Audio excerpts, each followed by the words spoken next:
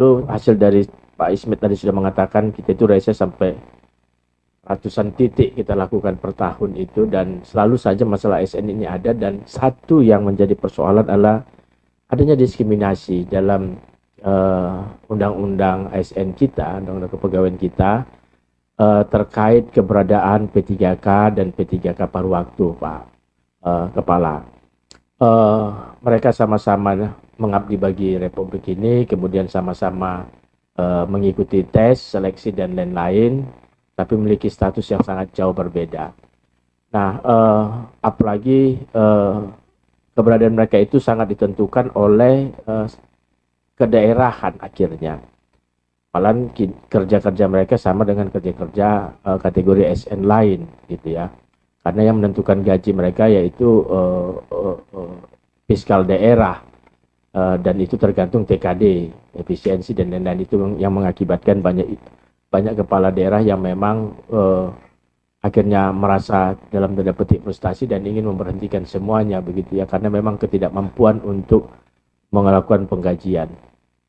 Sebenarnya ketidakadilan ini tidak boleh terjadi ya, apalagi di tubuh aparatur sipil negara terhadap P3K dan P3K paruh waktu ini. Kami sangat mendesak agar kategori aparatur sipil negara PNS ini dikembalikan menjadi satu kategori kembali. Ya ASN, gitu, tidak ada P3K dan tidak ada P3K paruh waktu sebagaimana yang lalu, dan hal itu yang harus dicarikan solusinya seperti apa. Karena kalau dari segi kinerja dan lain-lain, kalau kita ke daerah, kita malah yang P3K paruh waktu, P3K yang ada di daerah yang terpencil itu, kalau dihitung dari perspektif kinerjanya, mereka lebih full, lebih all out, lebih mengabdi dan lain-lain. Tapi diskriminasi itu, dan saya pikir diskriminasi ini tidak baik terdapat dalam sebuah basis kebijakan. Dalam konteks ini adalah undang-undang kepegawaian kita. Kami sangat, saya pribadi dan DPD mendorong agar dilakukan revisi terhadap kategori ini. Yang pertama. Yang kedua, diskriminasi ini kan akhirnya menyangkut kemana-mana terhadap mereka. Menyangkut kemana-mana kepada status dan tingkat kesejahteraan mereka. Di daerah saya itu, Pak, ada yang cuma dapat 150.000 per bulan. Dia mengajar guru, kemudian tenaga kesehatan itu bisa mengajar sampai 7 hari karena di kampung-kampung, Pak, ya. Dan itu daerah terpencil. Karena memang kategori tidak adanya standar, ya. Kalaupun dengan P3K dan P3K per waktu yang ada sekarang, kita tidak memiliki standar penggajian atau ya penggajian terhadap mereka ini. Akhirnya kondisi daerah yang menentukan. Tentu berbeda sekali dengan daerah-daerah kota dan daerah-daerah yang kapasitas fiskalnya kuat, seperti DKI, Jakarta misalnya, maksud saya, atau beberapa kota di Jawa, dibanding daerah-daerah di terpencil di daerah sana di Indonesia, di Sumatera Utara, di Nias, di Humbang dan lain-lain, di Papua Barat. Nah, saya pikir jangan menciptakan diskriminasi terhadap kepegawaian kita melalui regulasi ini. Jadi saya berharap bagaimana revisi yang, karena memang isu revisi, narasi revisi Undang-Undang SN juga sedang kita bahas, sehingga ya, kategori ini tidak ada lagi diskriminasi. Sebenarnya pengen banyak bertanya, tapi kita dibatasi jam sampai jam 4 aja. Mungkin kami nanti akan ada surat ya Pak, secara tertulis yang akan ditujukan kepada mungkin kedua kementerian, PAN dan PAN RB dan ASN, karena BKN, karena dulu jujur para calon yang ingin beraudiensi dengan Pak Cahyo Kumolo almarhum itu masih nagih-nagih kepada saya secara pribadi, Pak. Walaupun itu domain Menpan. Kalau tadi disebut-sebutkan juga paruh waktu, tenaga paruh waktu, kepada saya ini ada 973 orang P3. Masyarakat kami itu tidak mau dibilang P3K, Pak. PPPK katanya gitu. Ada satu bapak yang Pak Sukardianto namanya. Bu, jangan kami disebut P3K katanya, karena itu seperti penolong kepada kecelakaan kayak gitu-gitu. Jadi kami maunya PPPK. Aduh Pak, susah sekali nyebutnya, saya bilang. Nah, Bapak ini sekarang lagi berdialog dengan saya. Dan juga pernah, iya, pertolongan pertama pada kecelakaan. Nah, komandannya ini namanya Pak Sukardianto. Beliau ini resah, Pak. Benarkah, ini pertanyaan informatif sebenarnya Ketua Pimpinan Komite 1. Benarkah pegawai MBG itu akan diangkat ASN? Karena katanya boleh-boleh saja diangkat jadi ASN, tapi kami yang paruh waktu ini tolong diperhatikan. Karena ada di antara mereka dari 973 ini, di Kabupaten Melawi ada 193 orang, ada 9 orang yang sudah memasuki usia 50 ke atas. Jadi mungkin memang sebentar aja masa jabatan mereka lagi gitu. Jadi sebenarnya dikait-kaitkan dengan apakah benar pegawai atau petugas MBG itu akan diangkat jadi ASN kira-kiranya, Pak. Bisa menjawabnya ya nggak, Pak? Saya cuma satu pertanyaan itu. Izin Prof, saya juga ingin menyampaikan ini beberapa hal untuk menambah. Pertama, tadi sudah dilaporkan bahwa tahun ini akan ada rekrutmen ASN ya. Tadi Pak Mendat Pendeta juga menyinggung. Saya hanya ingin menyampaikan harus hati-hati betul ini, karena rasa ketidakadilan akan semakin memuncak.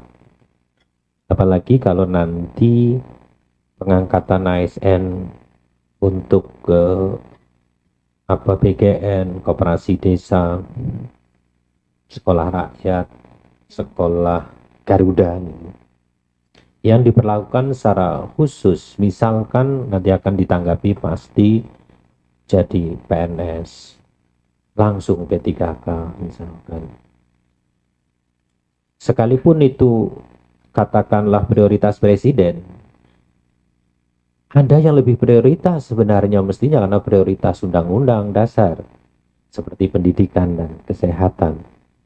Sementara mereka tidak mendapat perlakuan yang istimewa, bahkan saat ini para guru, misalkan tenaga kesehatan, P3K pun paruh waktu yang digaji nggak jelas. Maka tadi saya kira bagus juga kalau umpamanya ya sudah standarnya ditetapkan, yang paruh waktu, daerah yang tidak mampu membayar kekurangannya dibantu oleh pusat. Atau keinginan dari Kementerian Pendidikan Dasar Menengah, guru akan ditarik ke pusat. Dalam RUU Sisdiknas sekarang sudah muncul itu, guru akan menjadi pegawai pusat. Sehingga jadi lebih enak, misalkan ya sudah gajinya kan akan dibayar oleh pusat. Ini hal-hal yang saya harap perlu menjadi catatan. Saat tadi dengan KSP juga, ini mohon maaf ya karena kita baru ada demo. Hati-hati betul, karena masalahnya di situ. Apa hubungannya Kopdes kok langsung mau diangkat PNS, sementara layanan dasar kita masih tertatih-tatih. Prof, saya betul-betul Bapak sering ke Solo ya, sampai Solo Surakarta kemarin sudah menyiasati lagi, gurunya sekarang namanya kekurangannya akhirnya guru magang. Dia kontrak dengan UNS. UNS menyediakan guru magang. Saya tanya, guru magangnya apa Pak Dekan itu? Mereka-mereka yang sudah lulus PPG loh. Lu udah lulus PPG, udah profesional, dia kok masih ada istilah magang lagi, udah lulus, sudah punya sertifikat pendidik. Hanya untuk cari jalan agar kelas tidak kosong. Untung Surakarta punya uang, maka Karanganyar bilang, enak aja kamu punya uang, bisa saja begitu loh, saya yang nggak punya uang. Nah ini yang problem tadi muncul. Tapi serius Prof, kalau ini besok terjadi, tahun ini juga tidak ada rekrutmen untuk mohon maaf ya, untuk guru dan tenaga kesehatan. Prof, kemarin saya sudah keliling di Batang, itu sudah ada 800 honorer. Yang pensiun sekitar 300-400. Banyumas 1.200, pensiun 500. Guru kepala sekolah sudah ngajar, bahkan mengajarnya di atas 40 jam per minggu. Itu pun masih butuh guru 800 sampai 1.200. Tahun ini akan kekurangan sebesar itu. Kalau tahun ini tidak ada pengangkatan, berarti tahun depan akan terjadi kekurangan guru. Dan tidak mungkin tidak mengangkat. Saya hanya ingin menyampaikan ke Pak Kepala BKN, ini perlu hati-hati dalam kondisi seperti ini. Yang kedua, Prof, mungkin saya ingin sedikit karena tadi ada urusannya dengan TKD dan sebagainya. Mohon maaf kalau apa mungkin itu skema dilakukan seperti tadi, misalkan sudahlah ini P3K umpamanya paruh waktu masih butuh waktu, inventarisasi saja. Pertama tetapkan dulu bahwa gaji minimal misalkan UMR, oke? Setelah itu daerah mana yang nggak mampu? Ya dibantu oleh pemerintah pusat ya, kalau nggak mungkin ini memang kewajiban. Toh sekarang bisa. Bapak kalau ngelihat sekolah rakyat seperti apa sekarang, miris sebenarnya. Karena apa? Sekolah rakyat akhirnya yang suruh masuk itu agak memaksa orang yang nggak niat sekolah untuk sekolah. Difasilitasi dia di situ, diberi makan, standarnya tinggi, wong niat sekolah aja tidak. Niat sekolah aja belum tentu mampu, nah itu nggak niat. Kami sudah ketemu ke sekolah-sekolah rakyat, saya khawatir ini mubazir semuanya. Termasuk, mohon maaf, saya kira ini agak serius ya kalau nanti pemerintah terus sekolah Garuda di bawah Kementerian Ristek. Ya, kita aja urusan Kementerian Agama sama Kementerian Pendidikan udah susah, bro. Bapak tahu betapa standarnya itu nggak sangat-sangat beda. Jadi kalau kurikulum yang ditetapkan Kementerian Pendidikan berlaku saat ini, baru mau ganti sana baru akan mulai. Nah, besok sekolah Garuda mesti akan levelnya lebih tinggi lagi. Padahal yang dimaksudkan untuk menyiapkan generasi menuju 45 itu yang dicita-citakan oleh kita semua, mestinya kan pendidikan bermutu yang inklusif. Betul, loh, dulu kita sudah digugat loh, ada punya sekolah unggulan ya, dulu apa namanya itu. Digugat kalah, akhirnya berhenti, bro. Padahal ada yang mengatakan itu bagus gitu. Sekarang mau dibuat lagi, bisa digugat lagi besok gitu. Karena ini diskriminatif pasti. Dan hati-hati kalau sudah begitu muncul seperti isu akpol, bro. Nanti yang sekolah di situ juga anaknya orang-orang tertentu saja. Karena bagaimanapun juga ini susah. Maka Pak Presiden, saya berharap juga perlu mempertimbangkan yang lain diselesaikan. Jangan sampai pindah ke yang baru, tetapi masalah muncul lagi karena yang lama belum terselesaikan. Terima kasih Bapak Pimpinan Komite 1, Bapak Ibu, Pak Sultan, Pak Penrat, Bu Maria, Pak Ismet. Kami akan menyampaikan beberapa kebijakan dan praktek yang sudah terjadi untuk kami laporkan sesuai dengan pertanyaan Bapak dan Ibu tadi.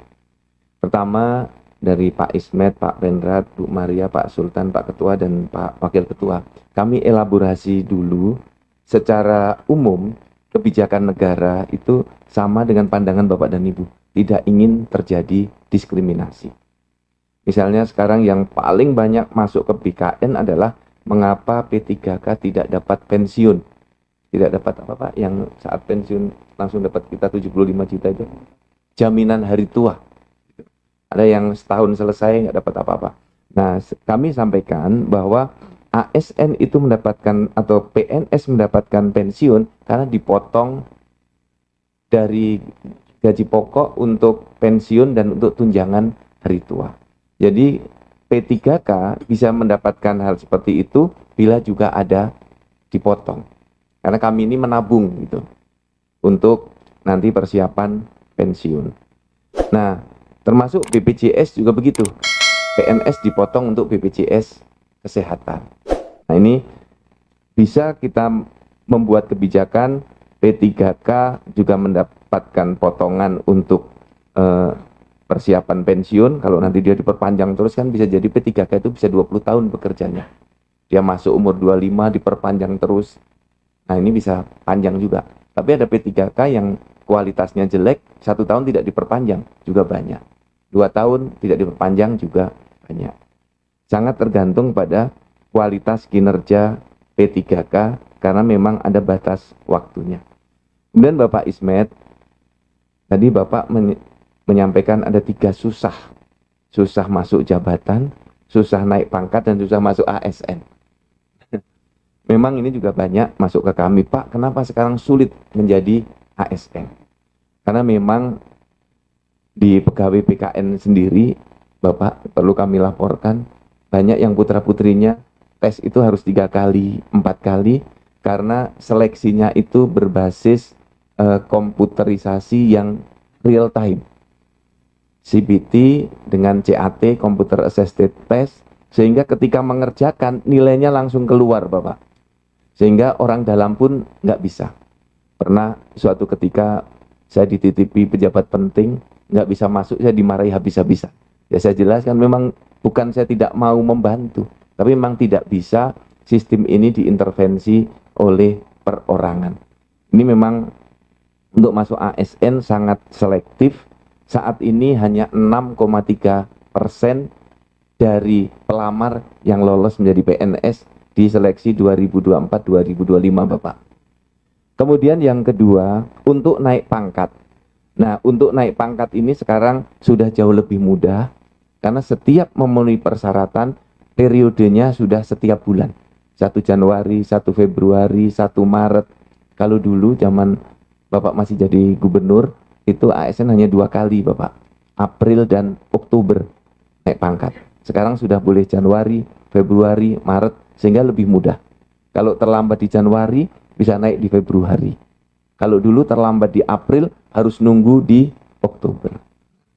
Kemudian untuk masuk dalam jabatan. Nah, ini Bapak benar. Memang untuk duduk dalam jabatan struktural, kami dari PKN menseleksi persyaratan minimalnya. Kemudian 3 yang diusulkan oleh kepala daerah, bila 3-3-nya memenuhi syarat, 3-3-nya kami berikan rekomendasi. Nanti kepala daerah memilih 1 dari 3 yang memenuhi syarat itu, Bapak. Banyak yang tidak kami setujui, ada 12%. Coba slide-nya. Jadi dari pengajuan kepala daerah dan kepala lembaga, itu tidak semuanya disetujui. Jadi ada 12% yang kami tolak karena tidak sesuai dengan persyaratan. Nah, dari 3 itu kepala daerah atau kepala lembaga boleh memilih salah satu. Itu, Bapak. Nah,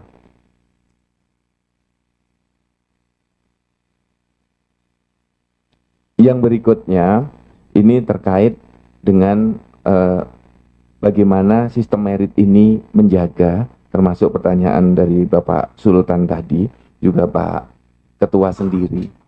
Ini Pak, kami ini terpaksa harus memblokir sistem layanan karena banyak eselon 2 yang dinonjolkan tiba-tiba. Eselon 3 yang dinonjolkan karena ya ada balas budi, balas jasa, balas dendam itu. Nah, kami di BKN menjaga sistem merit ini.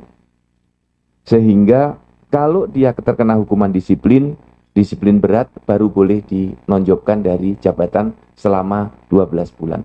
Tapi kalau tidak ada hukuman disiplin, langsung dinonjolkan. Nah, kami yang menjaga sistem itu.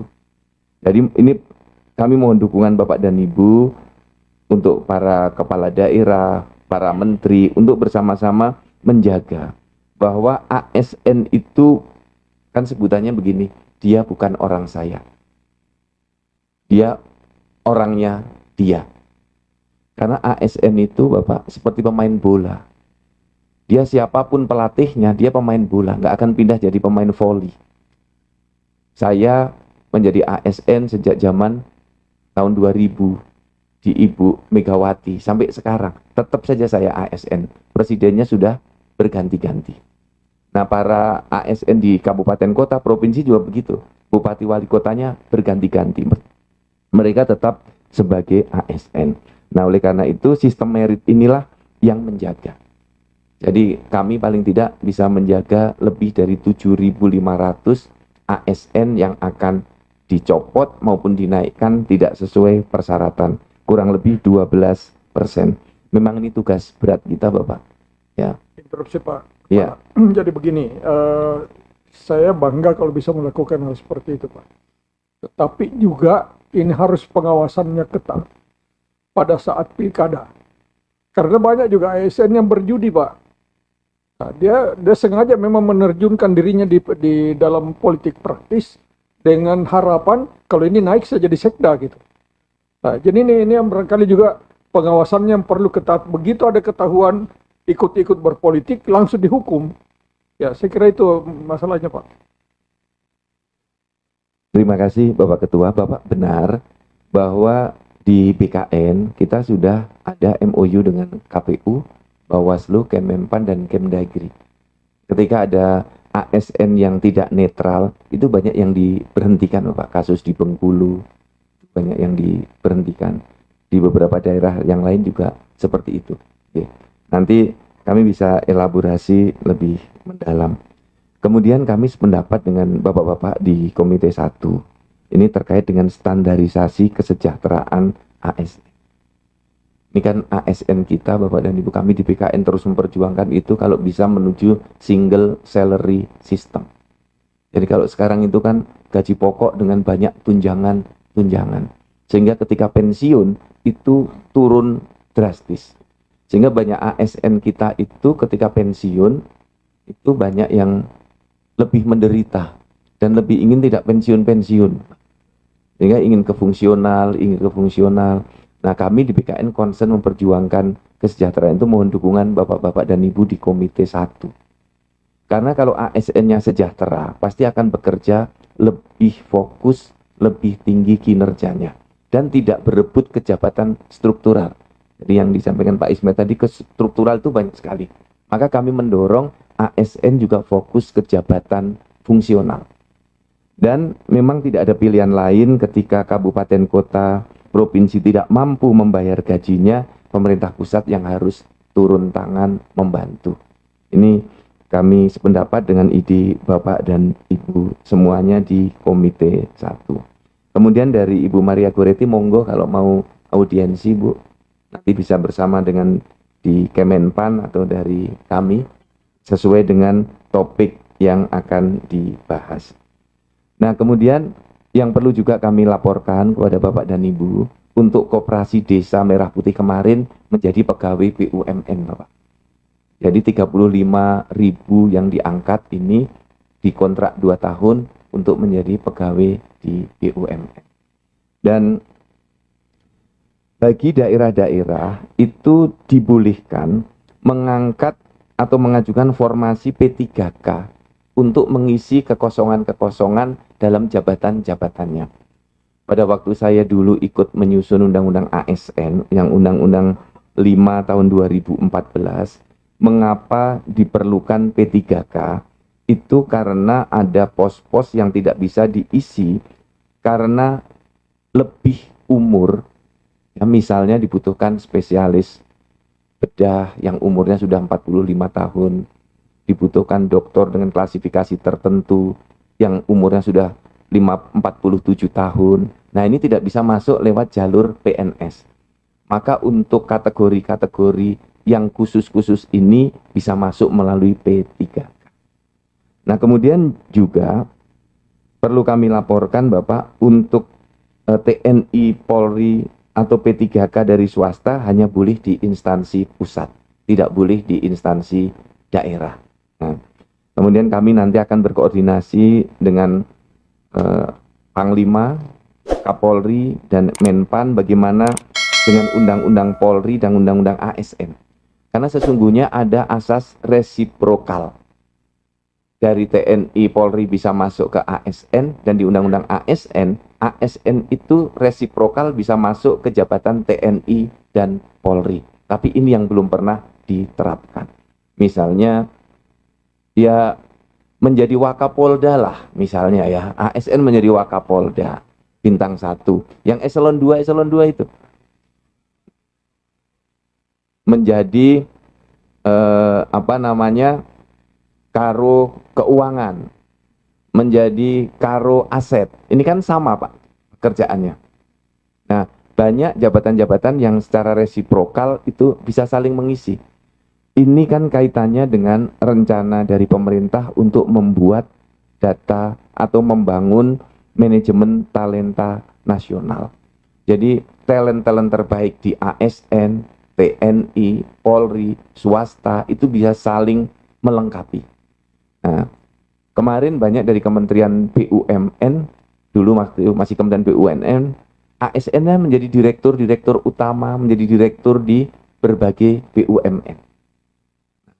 Ini juga menjadi satu model untuk saling mengisi nanti di dalam sistem manajemen talenta nasional. Yang disampaikan Pak Muhdi, Pak Wakil Ketua, nanti menjadi pencermatan kami di dalam seleksi CASN 2026.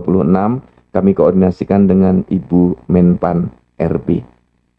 Yang terakhir yang perlu kami laporkan, untuk program hasil terbaik cepat Bapak Presiden itu masuk 3 kategori. Saat ini yang terbanyak adalah diangkat sebagai P3K dan pegawai BUMN. Tapi juga tidak tertutup kemungkinannya diangkat sebagai PNS pada pos-pos tertentu. Dan yang paling akhir, untuk yang bisa diangkat sebagai pegawai outsourcing atau melalui mekanisme outsourcing, Pak Pendeta, itu 3 kategori. Pertama, tenaga keamanan, PAMDAL. Yang kedua, tenaga kebersihan atau office boy. Dan yang ketiga, supir. Nah, untuk P3K paruh waktu, kategori teknis tertentu, kategori kesehatan, tidak boleh di-outsourcingkan. Dan seluruh instansi sudah tidak boleh lagi mengangkat pegawai honorer. Tapi boleh mengangkat P3K, boleh, P3K lokal. Misalnya Kabupaten Brebes butuh P3K. Nanti mengajukan ke Ibu Menpan formasi P3K. Kabupaten Kota Bontang misalnya, Pak Ketua, perlu dokter-dokter spesialis tertentu dengan kualifikasi tinggi P3K. Boleh. Nah, nanti diadakan P3K di tingkat lokal atau disebut P3K instansi. Itu dimungkinkan secara hukum kepegawaian kita. Demikian Bapak dan Ibu, rekan-rekan ada tambahan? Izin Ya, ini benar. meluruskan. Jadi ini mereka ini P3K Pak, sudah P3K. Artinya rekrutmennya kan kemarin dilakukan ya, P3K paruh waktu. Nah, status mereka dari P3K paruh waktu mau dialihkan menjadi outsourcing. Bukan rekrutmen outsourcing terhadap pelaksana teknis tertentu, bukan. Mereka sudah P3K paruh waktu, kemudian mau dipindahkan ke outsourcing. Nah, mereka kan kemarin melakukan rekrutmen atau seleksi berbasis nasional. Nah, kemudian statusnya nanti bagaimana kalau outsourcing yang kemudian yang menggaji mereka, sementara mereka kemarin kan sudah memiliki NIP ya, katakanlah begitu. Karena P3K paruh waktu yang mengikuti seleksi nasional kemarin. Itu maksud saya, jadi bukan rekrutmen terhadap outsourcing pekerja teknis tertentu, bukan. Yang begitu boleh tidak, lazim tidak? Kalau dari surat wali kota ini kepada instansinya. Jadi Pak Pendeta, kalau sudah punya NIP, itu harus dibayar langsung dari APBD. Nah, nanti kami cek apakah mereka kontraknya sudah habis. Ini kan ada yang dikontrak 1 tahun, 2 tahun. Nah, kalau kontraknya sudah habis, mereka itu dulu kategorinya sopir. Kan ada sopir diangkat P3K juga ada. Tenaga kebersihan juga ada. Kalau sudah habis, karena belum ada pengangkatan baru, mereka diangkat sebagai outsourcing boleh. Tapi sepanjang kontraknya masih berlaku, kemudian mereka bukan kategori yang sudah habis kontraknya, ini penting. Jadi kontrak masih berlaku, belum habis kontraknya, harus digaji langsung dari APBD. Tidak boleh di-outsourcingkan. Oke, izin boleh sedikit lagi? Silakan. Ya. Nah, kemarin kan berbasis kebutuhan Pak ya, rekrutmen atau seleksi terhadap ASN kita, baik yang PNS maupun P3K dan P3 paruh waktu kan berbasis kebutuhan kemarin ya. Berbasis kebutuhan. Kemudian, nah ini yang saya sebut tadi diskriminatif dan lain-lain. Nah, berbasis kebutuhan ini, bagaimana kemudian setahun selesai kontraknya? Kontraknya ini sampai penentu setahun atau 2 tahun atau 20 tahun tadi seperti yang Bapak sampaikan kalau dia masih berumur 20 tahun. Apakah kemudian boleh tiba-tiba saja, kan begitu ya, karena P3K paruh waktu ini adalah kontraktual, tahun depan semua diputus oleh kepala daerah, misalnya begitu. Sementara tadi kita menghimbau kepala daerah supaya tidak memberhentikan, katakanlah begitu tadi saya tangkap, supaya tidak terjadi perhentian massal terhadap P3K dan P3K paruh waktu, apalagi hanya karena sekedar pembiayaan belanja pegawai. Terlebih kalau skema outsourcingnya boleh, karena kontraknya kita tahu per tahun, kepala daerah ganti semua yang sudah diseleksi oleh BKN melalui seleksi nasional, kemudian buka sendiri melalui outsourcing. Nah, maksudnya ini skema-skema yang saya pikir harus diperhatikan, gitu. Karena sistem kontrak setahun, siapa yang bisa menentukan kebutuhan setahunnya itu, gitu. Kemudian besok bisa diputuskan oleh kepala daerah. Karena kan terlalu naif lah kita kalau kemudian kemarin melakukan seleksi atas P3K dan P3 paruh waktu hanya untuk setahun berbasis kebutuhannya, gitu maksud saya. Nah, kasus ini saya melihat tidak sesederhana karena putus kontrak kemudian selesai, boleh diambil yang lain melalui lembaga sourcing begitu. Itu menurut saya, Pak Kepala. Terima kasih.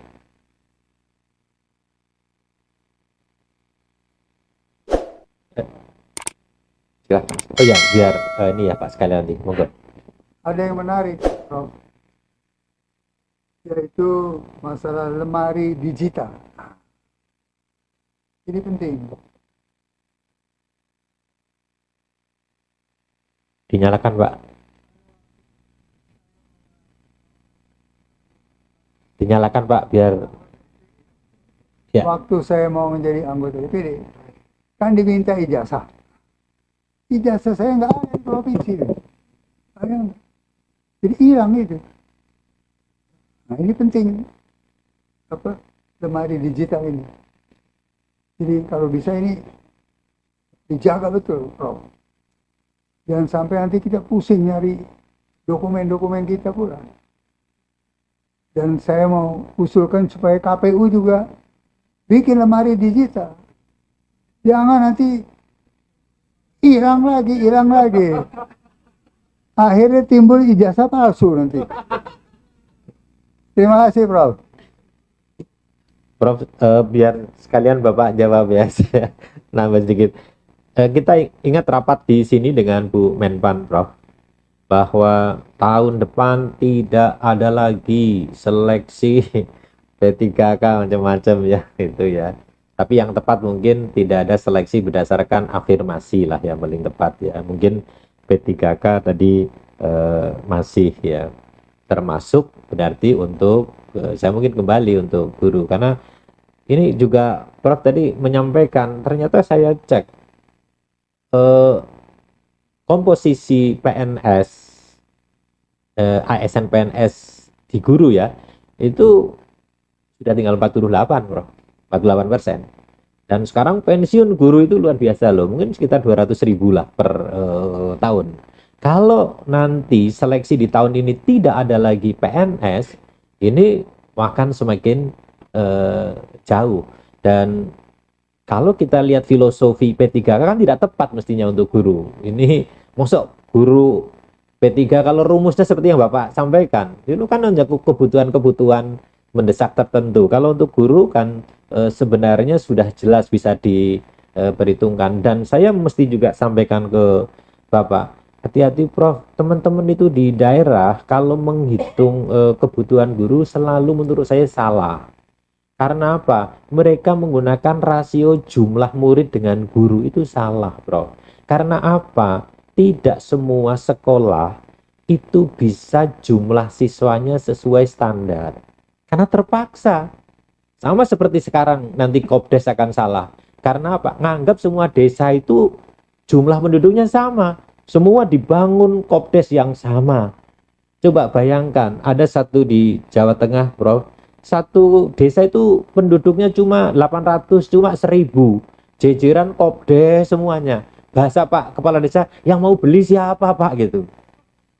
Karena disamakan. Sama juga di pendidikan sering begitu. Semua sekolah dianggap sama. Akhirnya katanya cukup, Prof. Maka mutasi sekarang kami kejar terus ke Bapak. Karena apa?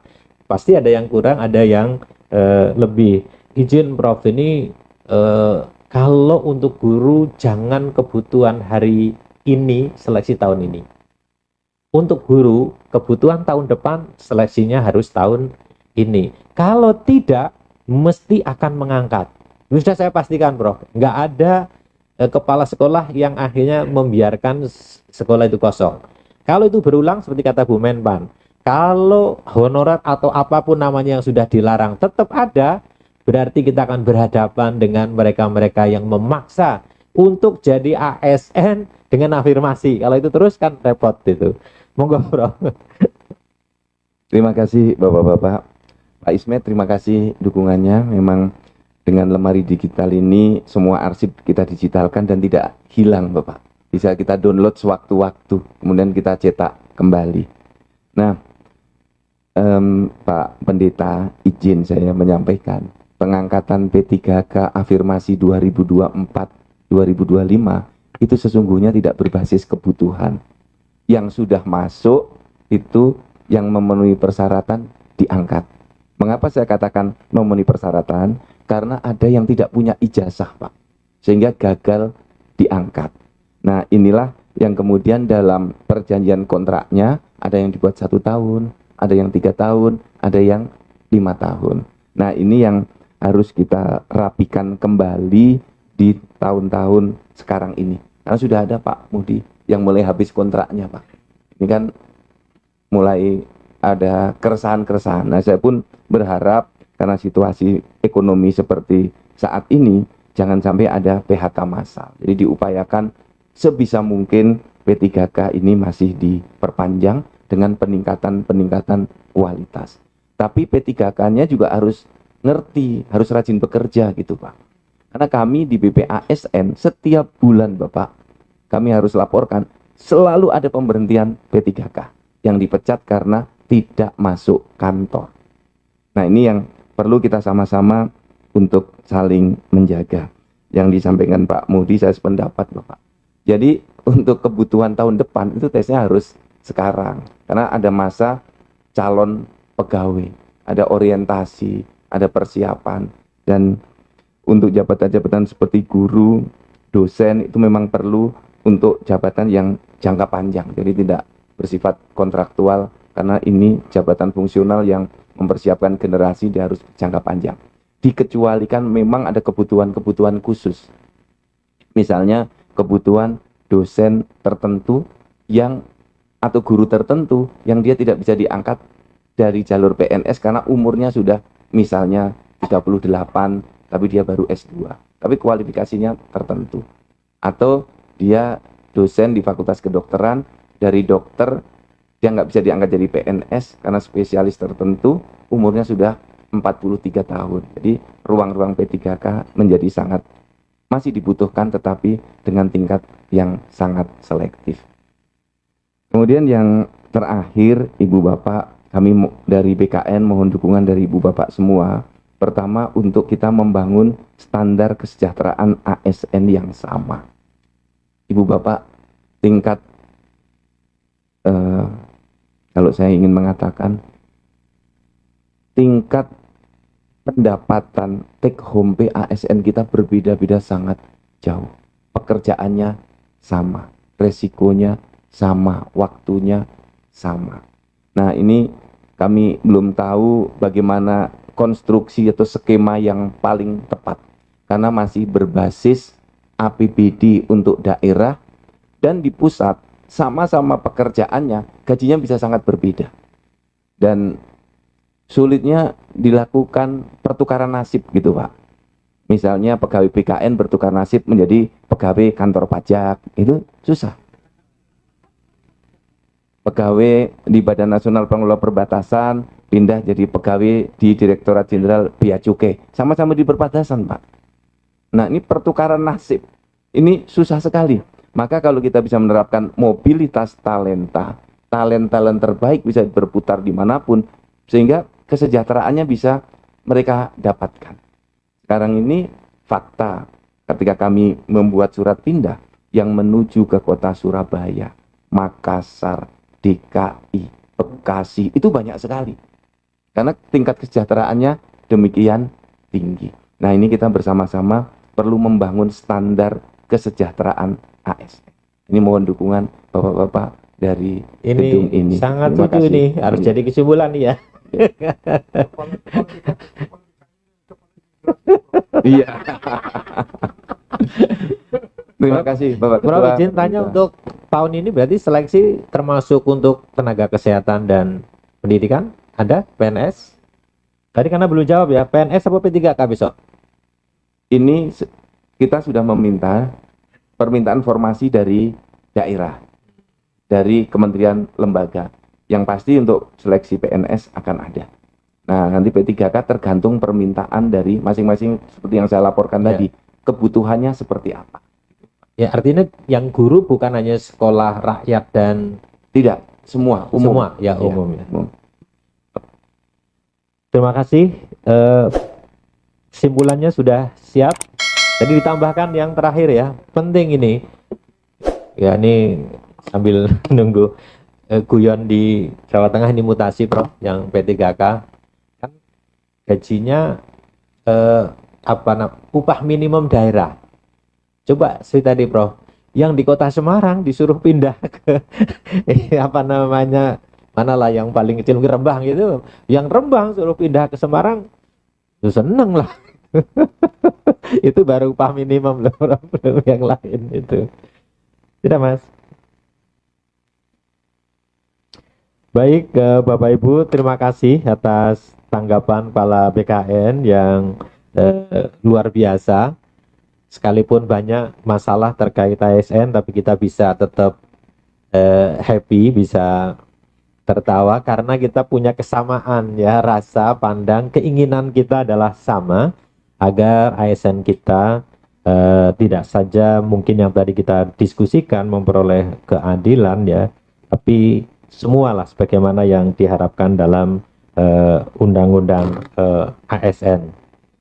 Bapak Ibu yang saya hormati, sebelum kita mengakhiri rapat kali ini, saya kira izin kita sepakati dulu kesimpulan rapat pada hari ini. Tolong ditayangkan.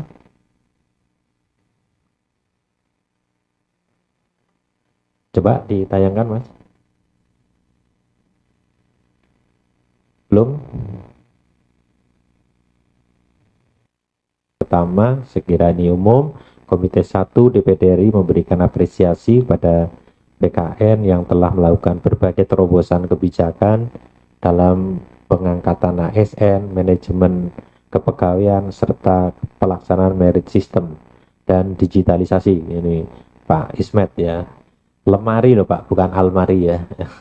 Jadi lemari digital. Saya kira nggak ada masalah ini ya Pak Kepala ya.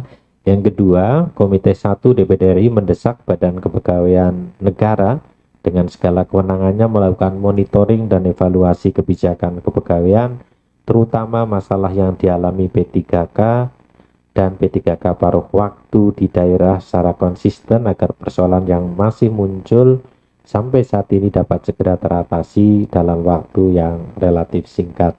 Ini isinya yang tadi ya, mudah-mudahan ada standar gaji juga nih nanti ya. Yang ketiga, Komite 1 DPD RI mendesak Badan Kepegawaian Negara untuk tetap konsisten menjalankan meritokrasi untuk menjaga profesionalisme ASN di tengah paradigma Undang-Undang Kepolisian Republik Indonesia dan kecenderungan resentralisasi saat ini. Izin nomor 2, 3, Prof, ada catatan? Nomor 2 dan 3. Ya. Oke ya.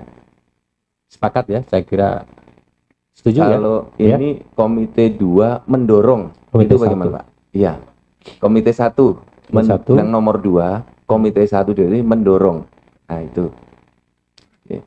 Kemudian yang nomor 3 Bapak, Iya. di ujung akhir, kecenderungan resentralisasi saat ini. Nah, saya ingin menyampaikan yang terjadi di Dinas Dukcapil. Di Dinas Dukcapil itu, pejabatnya semua diangkat dan diberhentikan oleh pusat. Kepala seksi, kepala bagian, sekretaris, sampai kepala dinas. Dan hasilnya itu bagus sekali. Target-target jadi tercapai dengan cepat. Tapi ini bukan resentralisasi. Namanya adalah pejabat itu dianggap milik bersama. Jadi diusulkan oleh daerah, kemudian Mendagri menentukan satu dari yang diusulkan itu. Mendagri tidak boleh menentukan di luar 3 usulan itu. Nah, ini jadi pejabatnya ya menjadi milik Kemdagri, ya menjadi milik Pemda. Kalau sekarang kan pejabat daerah penuh miliknya daerah. Nah, keuntungannya itu adalah Dinas Dukcapil koordinasi ke Kemdagri begitu bagus. Anggaran-anggaran, sistem, aplikasi, semua disiapkan dari pusat ini. Jadi Dukcapil itu sebenarnya sudah resentralisasi. Sistemnya sudah dari pusat, pejabatnya diangkat diberhentikan pusat, dan secara pemerintahan ini sangat efektif. Nah, enggak zaman saya, Pak. Waktu saya jadi dirjen. Gitu. Nah, ini berjalan bagus, maka target-targetnya, digitalisasinya bisa berjalan dengan bagus. Nah, bagaimana kalau di sini didorong kata dan itu dan mencari model pengangkatan pemberhentian pejabat yang lebih efektif dan efisien, gitu Bapak. Jadi tata kelolanya yang kita cari yang paling efektif dan efisien. Bisa jadi seperti model Dukcapil itu cocok, bisa jadi. Tapi ada dinas tertentu yang tidak bisa seperti itu. Itu Bapak. Terima kasih. Ada teman-teman ada usul? Setuju dengan Pak? Setuju? Pak Sulan setuju? Oke. Ya, kita sesuaikan ya Hilang resentralisasinya. yang lebih efisien. Ya cuma cara itu saya kira kalau Prof Sudan kemarin bagus. Ada efektifnya Jangan di depan sampai efisien, Mas. Kayak di Efektif zaman dan Orde efisien. Baru orang mau jadi kepala daerah kirim 3 tapi yang 3 ini udah tahu siapa yang jadi kepala daerah. Iya, Pak. Izin Pak, itu selain Polri, TNI juga itu kan sama-sama saja itu duanya. Sama-sama mau masuk ke ruangan sipil. Apa memang faktanya begitu, dan yang sebaliknya belum dijalankan, kata Pak Kepala BK. Siapa tahu Pak Penrat nanti ada yang jadi Wakapolda katanya dari sipil ya. Baik, yang keempat, Komite 1 DPRI mendesak proses rekrutmen ASN dilakukan terutama untuk jabatan mandatori seperti guru dan tenaga kesehatan yang dilaksanakan berlandaskan pada proses yang adil dan tidak diskriminatif. Setuju? Yang kelima, Komite 1 DPD RI mendesak Badan Kepegawaian Negara untuk secara konsisten melakukan penguatan terhadap upaya-upaya peningkatan kualitas ASN melalui studi lanjut ke jenjang pendidikan yang lebih tinggi dan pelatihan-pelatihan yang terkait dengan tupoksi yang diemban oleh ASN. Setuju ya, Prof? Ini sepenting nanti penggunaan gelarnya nggak macet lagi, Prof. Kalau sudah sekolah ini. Yang keenam, ya. Jadi Prof tidak perlu minta izin dulu sebelum dia sekolah. Dulu kan tidak bisa disesuaikan karena dia tidak minta izin sebelum dia sekolah. Ya. Begitu. Bapak mohon izin. Kalau izin belajar itu kan orang sebelum berangkat sekolah. Nah, yang sekarang mau dipakai itu kan sekolahnya sudah selesai. Mau memasang gelarnya. Jadi kalau sudah sekolah selesai, kenapa harus ditanya izin belajarnya lagi? Maka kami di PKN berpandangan seperti itu. Lawang sekolah Sudah diubah oleh beliau. sudah kami ubah, Bapak. Karena sekolahnya sudah selesai, tinggal mencantumkan gelar. Jadi bagi BKN urusan izin belajar itu urusan dia dengan kepalanya. Silakan Anda urus sebelumnya.